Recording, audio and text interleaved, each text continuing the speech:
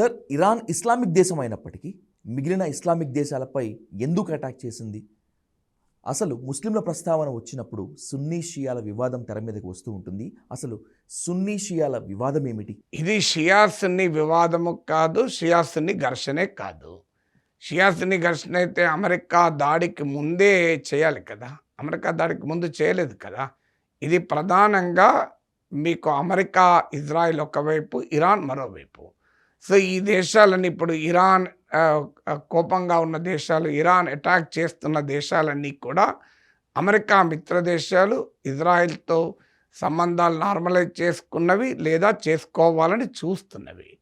అందువల్ల మీకు వీటిపైన అటాక్ చేశాడు తప్ప ఇరాక్ చేసడానికి షియా సున్నీ కాన్ఫ్లిక్ట్ కరెక్టే కాదు. అట్లంటే సున్నీ డామినేటింగ్ ఉండే పాకిస్తాన్ కూడా ఇరాన్కు మద్దతుగా నిలిచింది కదా.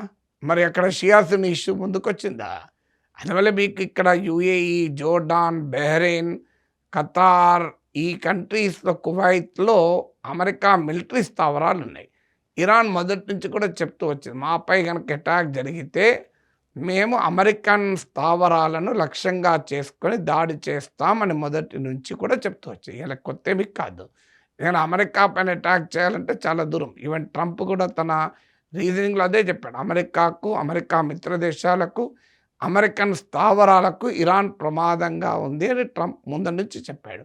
అందువల్ల ఇరాన్ టార్గెట్ గల్ఫ్ దేశాలపై టార్గెట్ చేసడానికి కారణం అమెరికాకు వీరు మద్దతుగా ఉన్నారు, ఇజ్రాయెల్తో సంబంధాలు పెట్టుకుంటున్నారు, ఇరాన్కు అండగా లేరు అనే అంశమే తప్ప షియా సున్నీ కాన్ఫ్లిక్ట్ కానే కాదు.